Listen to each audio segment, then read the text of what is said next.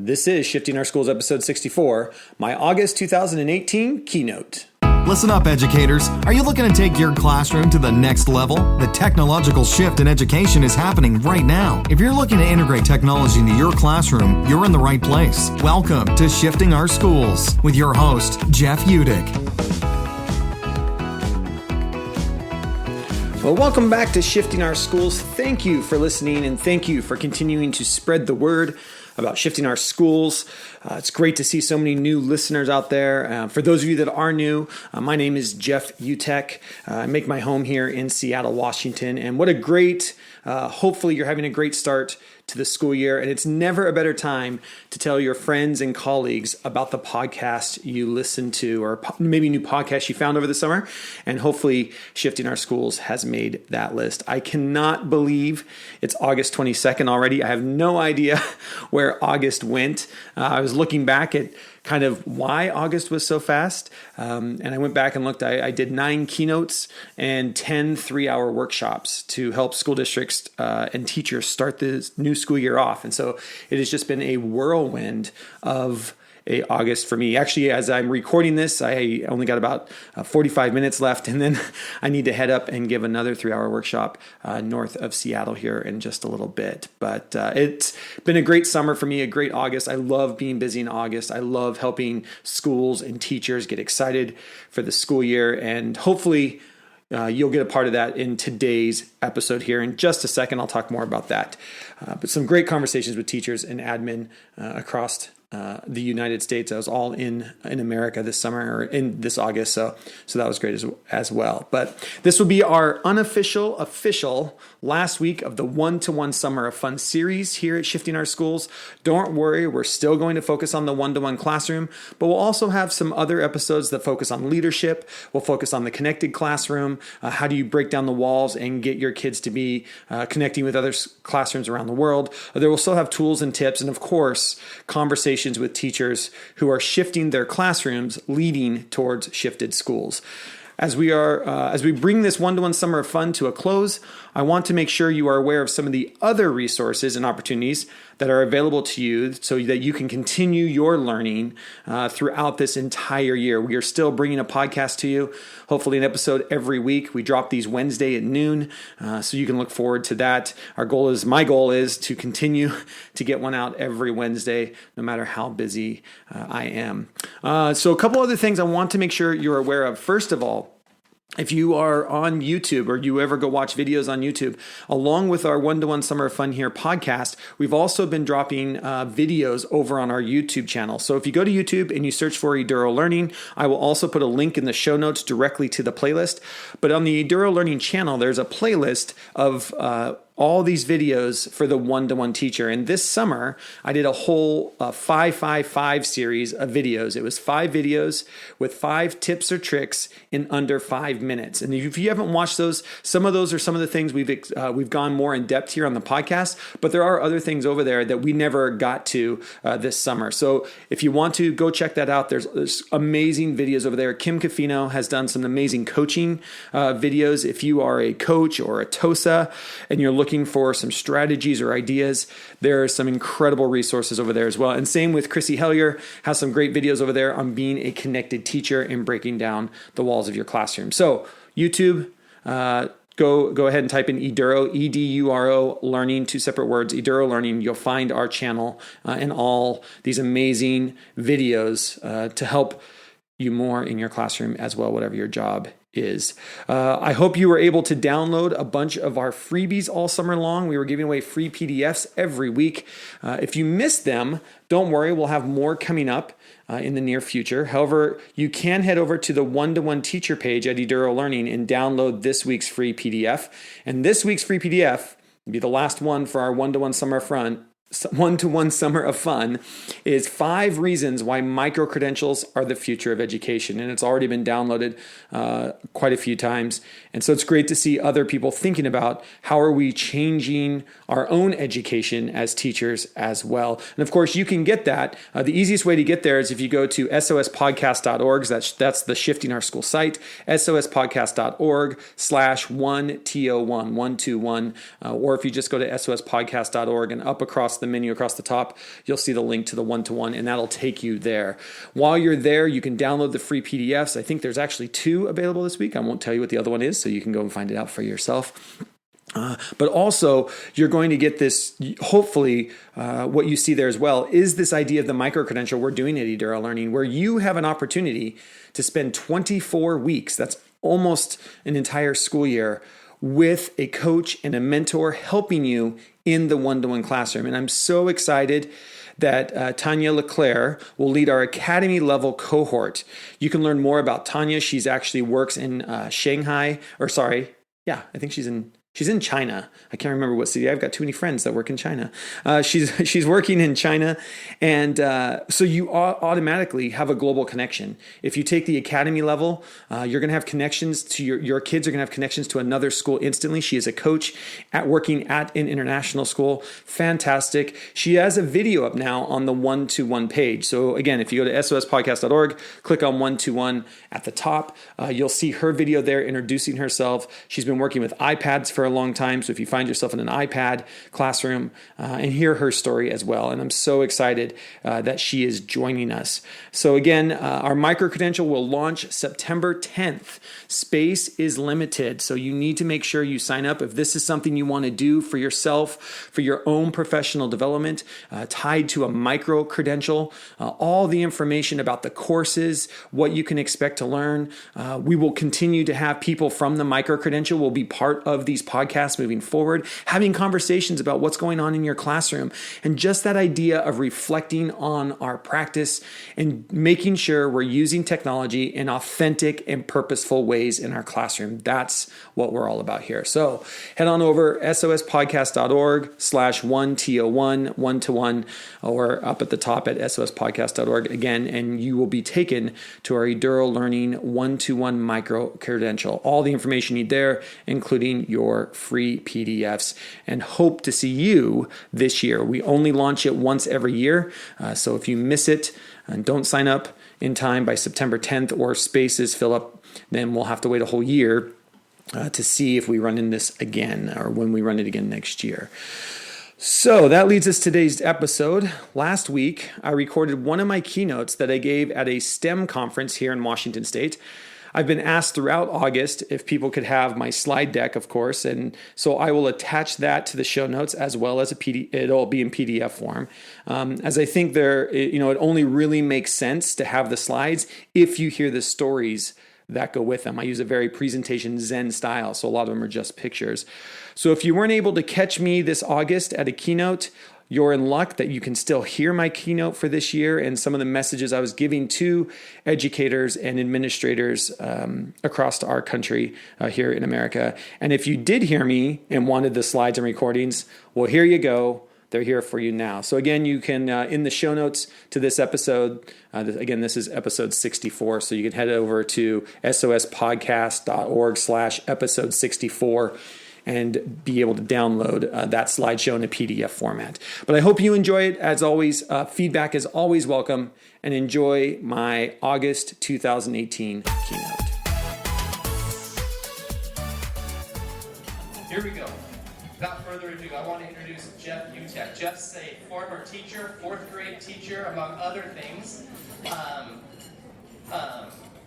Jeff started as a teacher in 2005. He started his blog, The Thinking Stick, in 2007. He worked with his district to do a one-to-one implementation plan for devices going one-to-one in the school. That branched out to other schools, and now Jeff is helping schools around the world with his company called Eduro Learning. He's the CEO, and we're really glad that Jeff gets to affect all of us, and then we can take that into our classrooms. So, Jeff Utek. Thank you. Thank you. Lunchtime keynotes are my favorite because nobody can yell at me. There's busy eating. So it's good. Yes, thanks for having me here. It's always great to make it on this side of the mountains. I now make my home in Seattle, but I'm originally from Spokane. Any Spokanites in the room or former Spokane? Okay, thank you. I graduated from WSU, and Coob's in the house. Okay, good. All right, so we got a couple. Yeah, I graduated at like the perfect time to be a teacher, other than like this year, because we're such a teacher shortage now. But I graduated from WSU in 1999, which for those of you that can remember back was the first year of the WASL.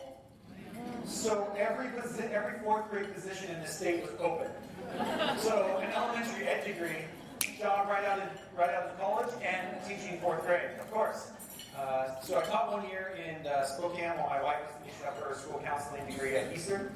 And then from there, we taught in Aberdeen for 2 years over on the coast.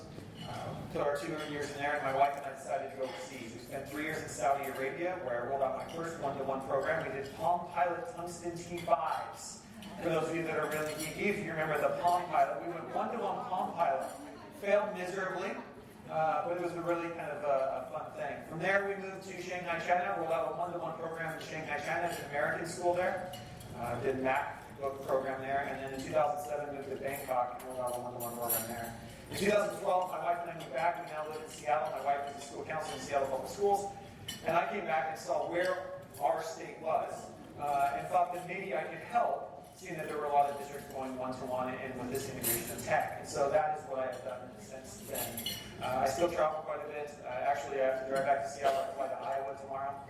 There's a rural school district there as well. So it's good, but I love being in my own state. And I think, for those of you that are following tech in this state, I think some really interesting things have happened lately. And one of the first ones, a key point for me, was last February, all 47 tech levies in our state passed. Every levy that had the word technology in it passed in this state. Which to me tells us that our community is there. Right? Our parents are there. Our community understands where we're headed. And that to me is a great sign for where we are in education in our own state. So what we're going to talk about today is just kind of what does that mean for us? And where do we go from here? And so I've titled this The Speed of Normalcy, just how fast things are changing. And what you're looking at is actually these aren't live stats. I actually took the screen recording about 6 months ago. So those stats are even farther behind of where we are today. But it's incredible how fast this stuff is changing. And I want you just to stop and reflect for a second how fast your life has changed because of it. I'd like you to think about how many devices do you own that you would say are yours personally, that you would say, yeah, I own that. That's mine. How many would you do? And any device that connects to the internet. So Fitbit, phone, watch, iPad, Kindle. Ones that you were saying your personally.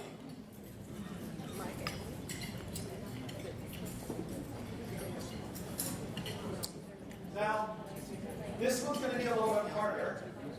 Now that you started out with that number, how many devices does your family own? Or inside your house, how many devices do you have inside your house that connect to the internet? So don't forget the PlayStation and the Xbox, the 7 light bulbs, the car that has GPS, the Alexa, the Google Home, all 4 phones.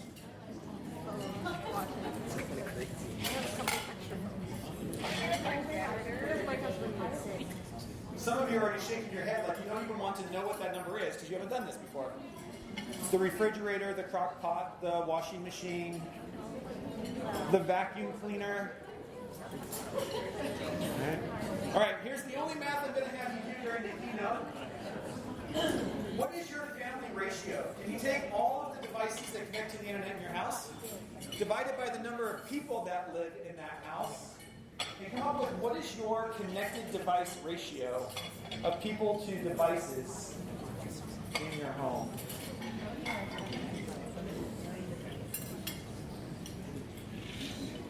Will you raise your hand if that number is 3 or greater? Look around. All right, keep your hand up. 4, 5, 6, 7. Oh, we got a key crowd. 8, 9, 9 or 10. You know, I can't count. I just kind of roughly 9 or 10. How many back here? How many do you have? About 12 per person. About you? About 12. 12 devices per person. When did that happen? When did that happen? You know? When did you buy TVs that just had Wi-Fi built in? And here's the crazy part. Statistically, right now in America, we are 3 devices to every person, regardless of socioeconomic status. In fact, there's new numbers coming out that show some of our students that come from poverty and low socioeconomic situations might even be more connected than those that come from middle class and upper class families. Which is doesn't seem like that's right. The data also says that by 2020, which is only 2 years from now, we're looking at 10 devices in every household, and an average of almost 4 or 5 devices per person. That's the world you live in outside of school. And all of a sudden, you come to school, and how many devices? I love this. This is why I help school districts go one-to-one. And my first thing is seriously, one-to-one? You have kids that are coming into your school that live in a 4-to-1 world, and you think you giving them a Chromebook is going to change everything. Are you kidding me? You're probably already in a 1-to-1 world. We just don't like it. We think this is a horrible thing, not that it's a high-definition camera, stereo microphone, the things you can do with this, right? If you think of it in an educational way and not a distraction way. You're probably close to 1-to-1 already. And a Chromebook or an iPad or whatever the rollout is almost getting you to 2-to-1. But what does that look like? And how do we try to make our classrooms be more like what happens outside of the doors? And that means rethinking education on a large scale. Because this is normal now. Normal is to be connected. And normal isn't just being connected sometimes. We tried to for a long time we said you needed to be balanced. Well, balance means you would only spend 50% of your time on the device. Anybody in here tell me you can do your job only spending 50% of the time on the device? Doesn't work. We're constantly connected. Some of you forget your cell phone, you turn around and go back and get it. You can't be connected for so long. Right? And it's crazy. And we're in this really weird situation. And here's the problem with this generation. The problem with this generation is they're not us. And it's not their fault. We, everyone in this room, is the last generation to remember life without the internet. They are comparing us to a generation of before and after the car, before and after the book, before and after television, before and after radio. See, we get to look back on a childhood where you went outside and played with your friends, and there were no distractions. Everyone in this room probably remembers this sound. Oh, hang on a second. I forgot to change my audio here. You got to hear this sound. I know you know this sound. Are you ready for it? Yep. Where to go? Right there. Here we go. This sound. I want you to just soak this in. This is 56K. Oh, that's fast. I know. Just, when's the last time you had to wait 45 seconds to connect to the internet? And wait 45 seconds to connect to the internet and not be mad about it. Oh. And then your brother or sister picks up the phone and you have to do the whole thing over again. Right? I play that sound to middle schoolers and they're just like, what is wrong with you? What is that? It's that's the sound of the internet. You don't even know the internet makes sound. Right? It's just always out here. The internet's just out here to this generation. Right?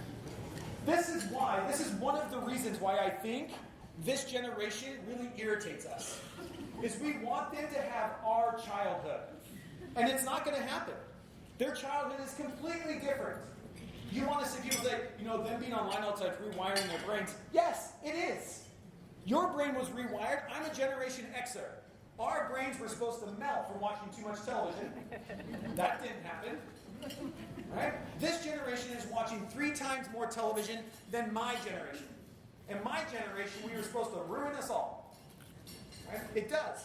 We are constantly changing as people. And we see stuff like this, right? We see kids walking around on their phones and we're like, that is so bad. How horrible that they aren't talking to each other. The problem is, these kids used to be that kid. That's a kid who is talking to his grandparent halfway around the world, and we think that's awesome. How many of you in here have had your grandchildren or your children Skype or do video conference with somebody and it didn't cost you a long distance bill? Right? That's amazing. It's so amazing to see. So when you're this age, we teach you that, you know what? Technology is amazing. It connects us. It connects people. You get this age and we're like, it's horrible. Get off of it. You get this age and we're like, oh my gosh, it's amazing. It's like they can actually use it. Right? And so the thing that I can't wrap my head around, and when you're this age, it's okay to be on technology and use it to connect with people. When you're this age, it's okay to be on technology and connect with people. But when you're this age, you shouldn't do that. You should be talking face-to-face to each other. Yes, I want kids to talk face-to-face. Absolutely. But we have to understand they are talking in a different way. And you don't have to like it. You don't have to understand how Snapchat works. You do need to respect it. You need to respect they have real relationships in places that we can't see. And I'm not saying it's right. I'm saying it's what is. They are a different generation with different ways of communicating. And we have to get to a place where we can at least respect their world, even if we don't like it.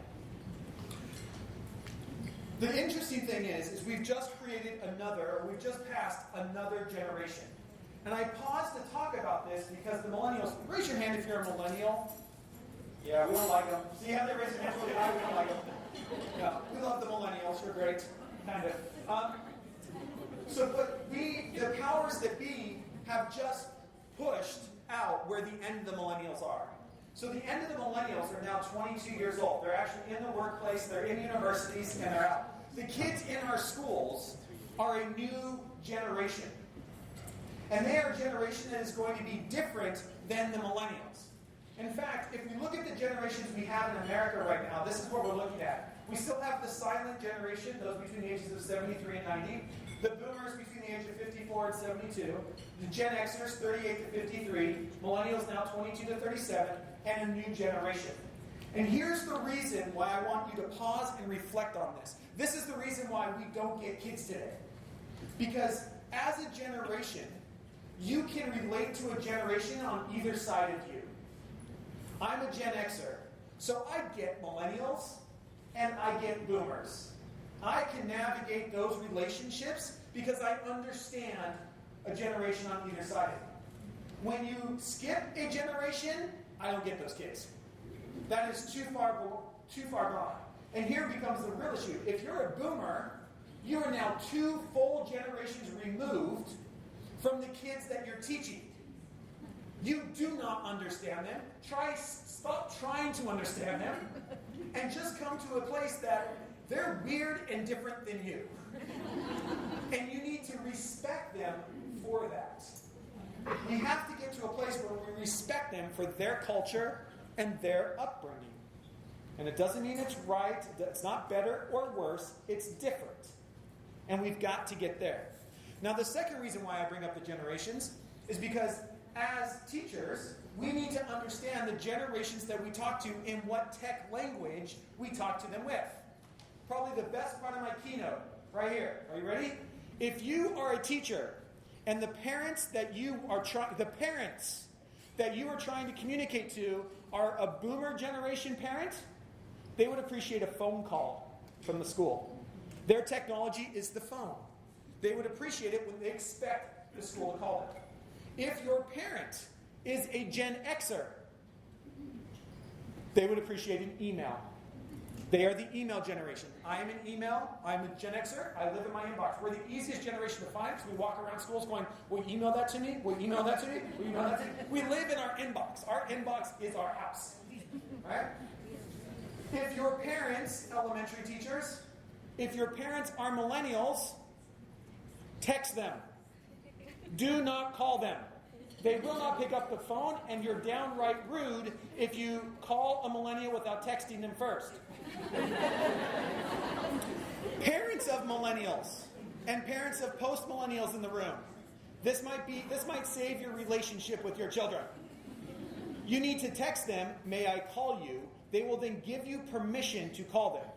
That is how you respect their culture. I'm not saying it's right. I think it's really weird, but it's the way the game's played. Right?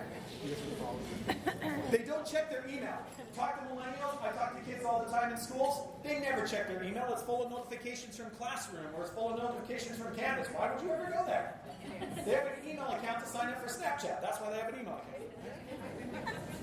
And so because of this, we need to understand where their future is. And we crossed a very interesting point in 2016.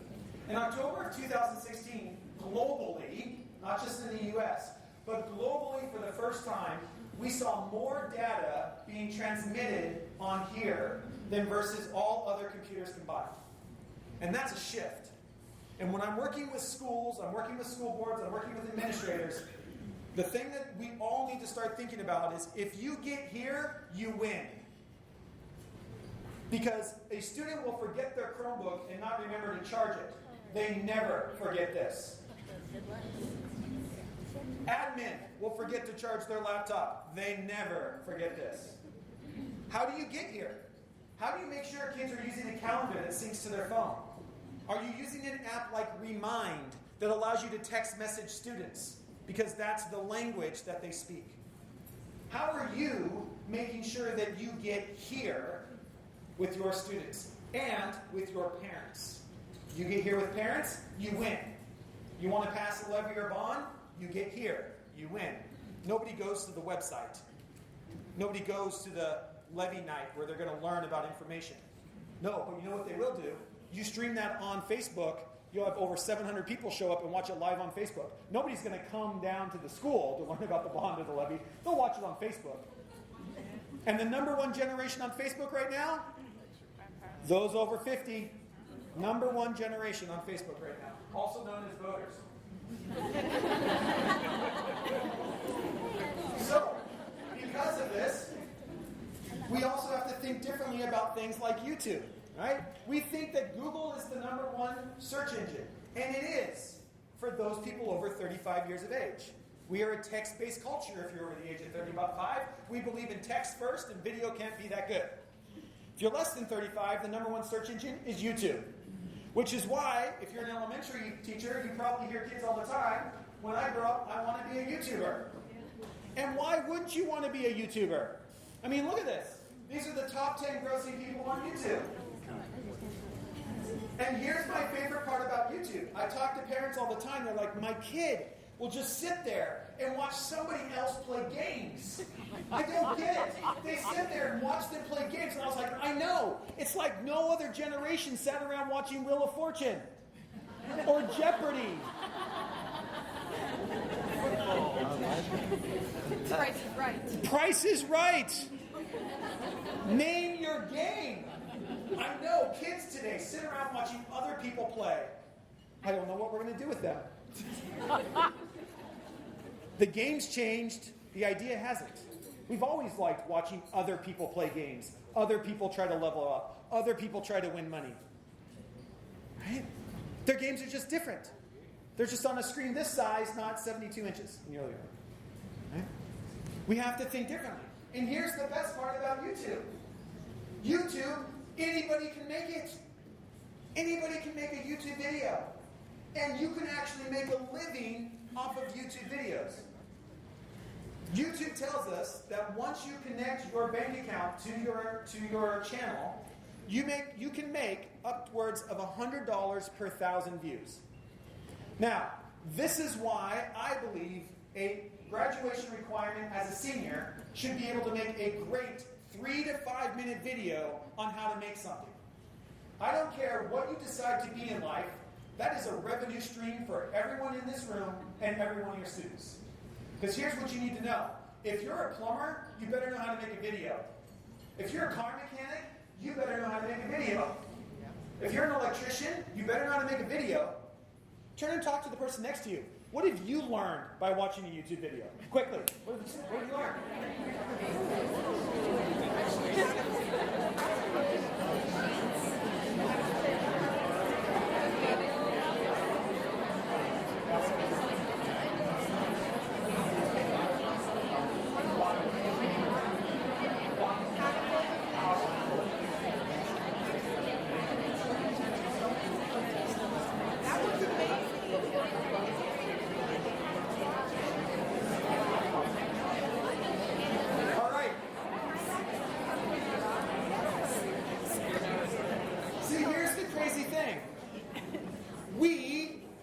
we have all made the switch to a new era.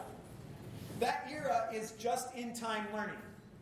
We watch YouTube videos the moment you need to know something.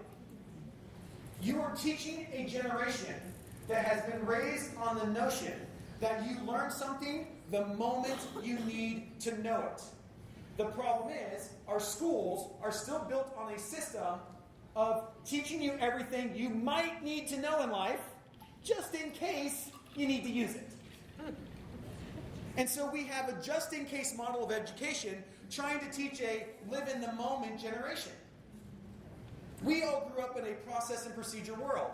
We love our processes and procedures. I know this because I work with teachers, and they're like, just give me the PDF, Jeff. Show me where to click, give me the process and the procedure to follow, and I'll be just fine. Which is fine for us. That's how we grew up. That's how we were educated. This generation is growing up in a chaos and discovery world. Chaos and discovery first, process and procedure second. You want to engage this generation? How do you create a chaotic learning environment first? Wait for them to get stuck, and then you go, you know what? There's a process you could follow for that. Let me help you. There's a procedure for figuring that out. You want to know it? But if we try to process and procedure them first, they're not going to pay attention because they're a chaos and discovery generation. Chaos and discovery first, process and procedure second. Okay? Best thing I can kind of think about when you're creating lessons for this generation. And teach them how to make a YouTube video. First graders can learn to make YouTube videos. Third graders, YouTube videos. I was doing some electrical work on my house just to drive home the point. And I had to go to the store after watching, 80 YouTube videos. And I had to get a breaker. I had it narrowed down, I had to replace the breaker. So I watched all these videos so I wouldn't electrocute myself. I walked into the store, electrical store, this is downtown Seattle, and I asked the guy, this is what I need. He's like, all right. He walks me over, and as we walk over to get the breaker, in the back office, I see a green screen with a camera in front of it. And so I got the breaker, and as I'm checking out, I asked him, I said, what are you doing back there? And he's like, that's where we make the videos. And I was like, what kind of videos? He's like, it's perfect. People come in like you, and they have a problem. We're like, yes, we'll help you with your problem. And we know that you've only come here because you can't find that answer online, which means nobody's made that video yet. So we help you in the front of the store. You leave, we run to the back, sit down and say, hi, do you need to know how to change a breaker in a box that was made in 1926? Just goes through the thing and makes the video. Here's the catch. Store owner tells me, I make as much back there as I do out here. That's running an electrical shop in 2018, people. Right? Every kid needs to know how to make a YouTube video. You teach somebody to fold a fitted sheet. You teach somebody to tie a tie. You teach somebody to play the ukulele. I don't care. Right? Teach them. So here's my challenge to you. The next time you're on a YouTube video, because you're probably going to go long before today's over, figure out how much that video has earned. That one video has earned that person. And all of a sudden, you're a plumber, and you have all these videos. That's a pretty good revenue stream for you. Plus, you're also now getting your face out there and doing business as well. The other thing we have to understand is productivity in our country is an all-time high, and we're leveling off on the workforce. And it's not that there aren't jobs. It's that the jobs have completely changed. Right? Yes, the jobs might have gone to China, but they're not coming back. They're laying people off in China now as well. So we need to think about how jobs have changed. So here's one of my favorite. We no longer need cowboys because down in Texas they have the robot that will go out and round up the cattle. And the robot is better than a cowboy because it can identify each cow by its spots individually. It doesn't need to stop at night for a campfire. It doesn't need to carry its guitar around and know where the watering hole is. It's solar powered, so it can be out in Texas all day. And the farmer, the rancher, can actually just look on their phone and see their cows. What? That's what it means to be a rancher in Texas. Here's a guy driving a tractor, except you'll notice there's nobody in the tractor. This is actually in Nebraska, where this farmer is driving two tractors. If I let the video play, he drives this one, and then he takes his cell phone, and he's like, oh, I'm driving that one over there as well. Now, it is now in our state Senate to allow tractors to be self-driving in the state. They're not quite there yet. Most farmers that I talk to in our state already have GPS installed, but you still have to sit in the cab. My brother farms in Spokane Valley, and I was like, that's pretty cool. He said, yeah, the problem is you need to set an alarm on your cell phone to wake you up at the other end of the field. Otherwise, the tractor just keeps going, right? So he uses his cell phone as an alarm clock. He's like, I know it's 45 minutes to the other end, set the alarm clock, fall asleep. I'm like, gee, that sounds like a rough life being a farmer again. Right? Or how about this one? This one's out of the Tri-Cities. This is called a robot. And this goes down rows of corn. And this is scientists working with some technology experts down out of the Tri-Cities. And the robot, you can get these in packs of 6 or 8. And the robots will go down the row of corn. The front end of the robot is taking a soil sample. And by the time the back end of the robot gets right next to that stalk of corn, drops the perfect amount of fertilizer. What? Are you kidding me? And then you put 6 or 8 of these in the field. They just go back and forth, back and forth. Your job filled up with gas and fertilizer. That's your job. Right? That's your job. How crazy is that? Or how about pilotless planes? Every time I talk about planes flying themselves, everybody's like, oh no. 2 questions for you. When's the last time you actually saw the pilot of your plane? And number 2, what if I told you that almost 90% of all air traffic accidents are caused by human error? Okay? Who are you going to trust? Or how about this one? We know self-driving cars are coming, and it's not the car I'm so worried about, it's the semi-truck. And I don't know about you, but every semi-truck that I pass now has, we're hiring drivers. And the actual National Union for Truck Drivers says we're right now today, about 250,000 drivers short. So we have this really interesting problem. Nobody wants to drive long-haul trucking anymore, and we can't get enough people to drive trucks. And the people that are driving trucks, we don't have enough of them. So now, what are you going to do? This is where technology steps in and says, we've got a solution. What if just trucks drove themselves? There are 3 million people in this country that make their living off of driving truck. What happens when those 3 million jobs go away? And their jobs will be secure because we have to fill this 250,000 plus that'll be self-driving first. But it won't be long before they do it. We're already seeing it in Australia. They now have these working in Australia because Australia is flat and long, and you can drive 7 hours from one end of Australia to the other with nobody in it. I have a friend who works in a mine. They just laid off 1,500 people in a mine because the trucks drive themselves down into the mine, fill up, drive themselves back out. 1,500 people just lost their job.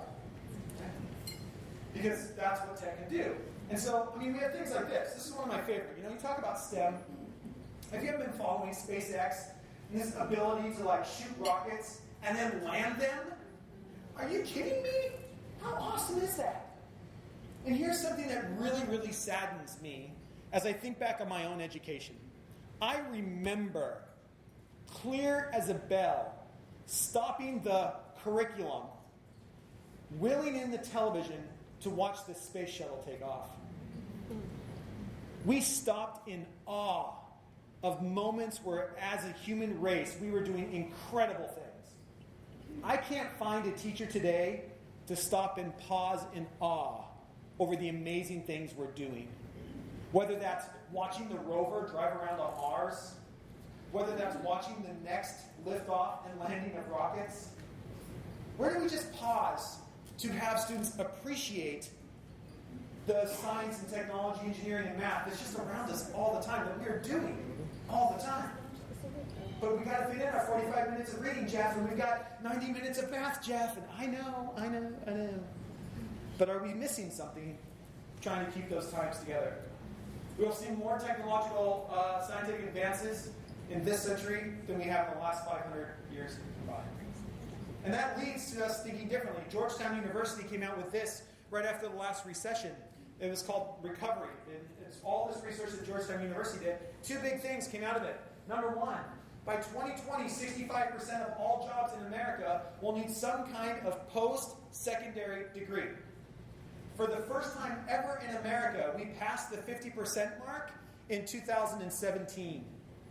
Already across our country, the jobs are there. They're just not the same jobs. And this isn't a 4-year degree. It's a technical degree. I was just keynoting with the Washington State Community and Technical Colleges. How are they ramping up for this? We still need welders. We still need plumbers. We still need people to do those jobs. Okay? But the job of coming out of high school and getting a job with just a high school diploma isn't going to be there anymore. It's not going to be there anymore. Okay? We're going to be about 5 million jobs short if we continue down the same path that we're on right now. And so what does this mean for us? It means we need to think of education differently. We've got a different generation with a different future in front of them. And we need to do away with some old mindsets. And this is my first old mindset. And I know you've stopped eating, so you're going to yell at me here, but that's okay. This first one is we need to stop thinking of ourselves as facilitators.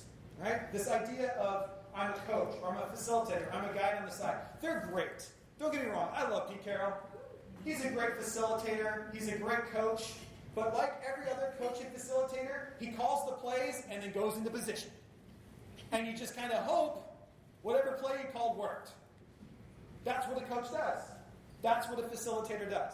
They go to the book and they say, okay, today is Unit 3, Chapter 2, Lesson 6. That's what a facilitator does.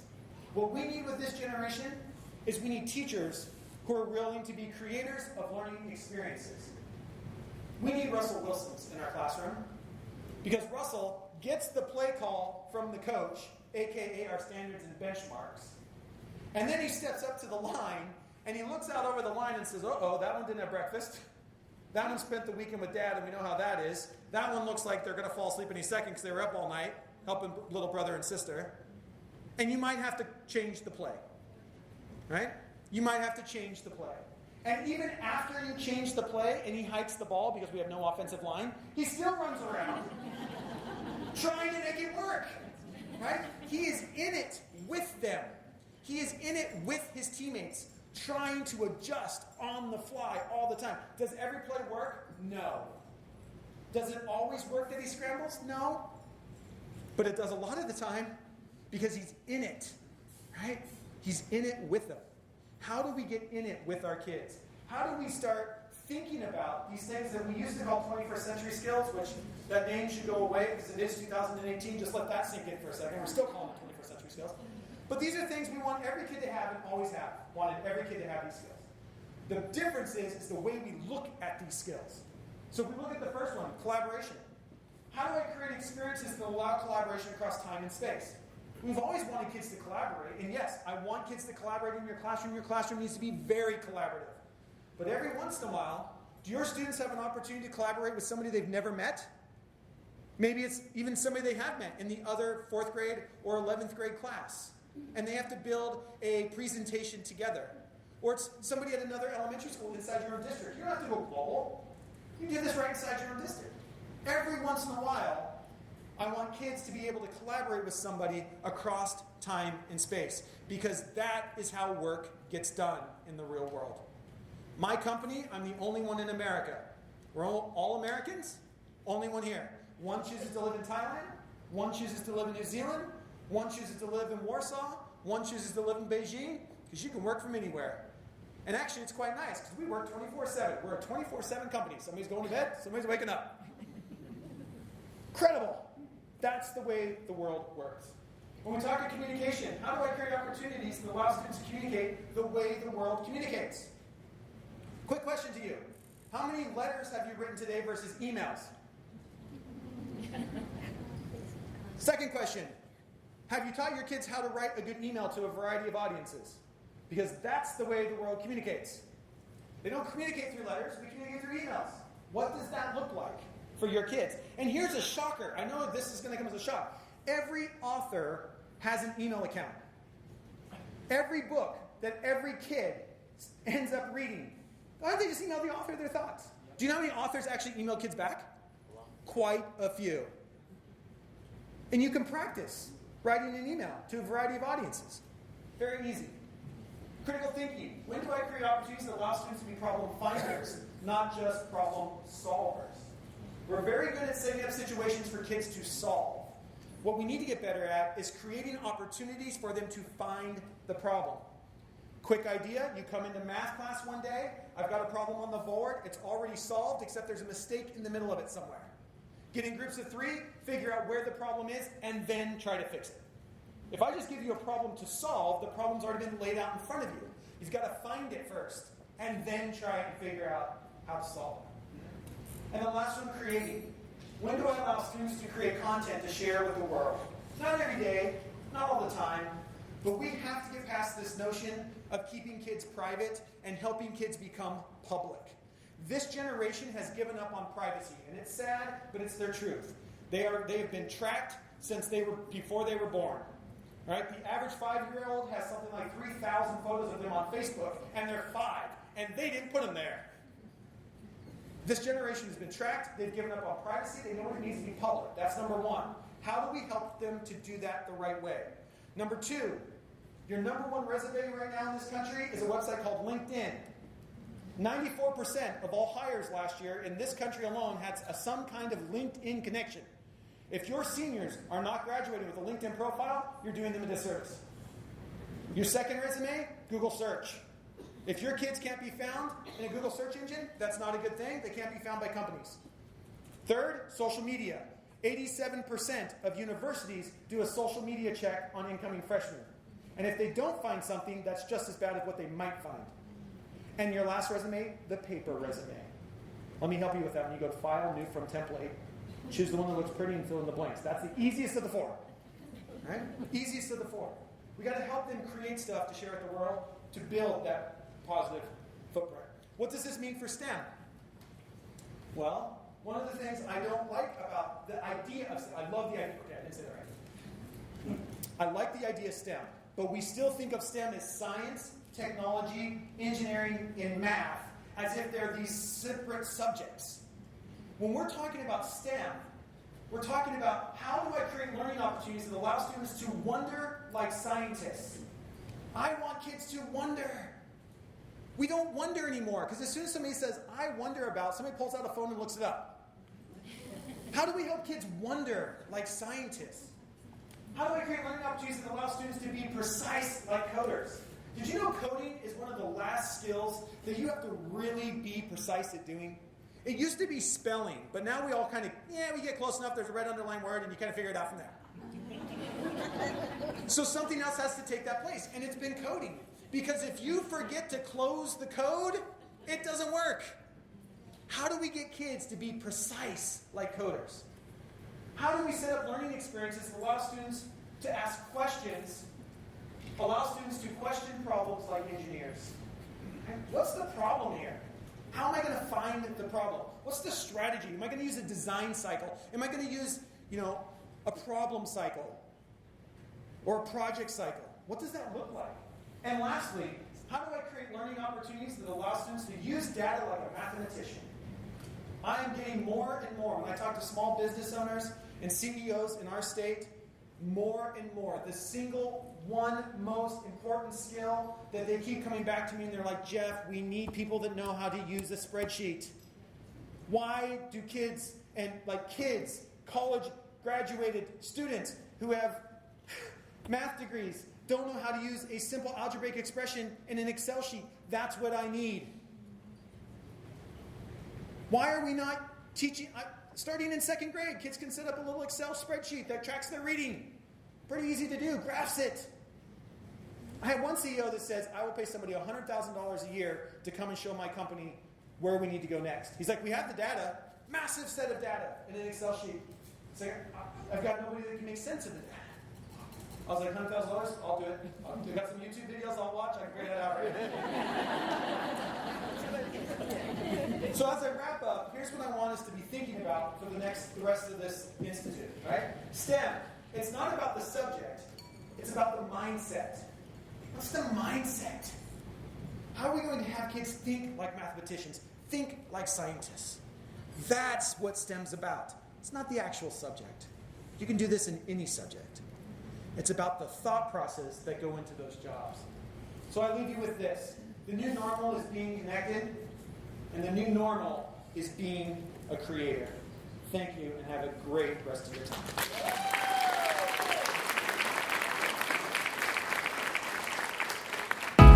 Thanks so much for listening to this episode of Shifting Our Schools with your host, Jeff Udick. For more great content and to stay up to date, visit sospodcast.org, facebook.com/Jeff Udick, and on Twitter @JUdick. If you enjoyed today's episode, please leave a review and subscribe, and we'll catch you next time on Shifting Our Schools.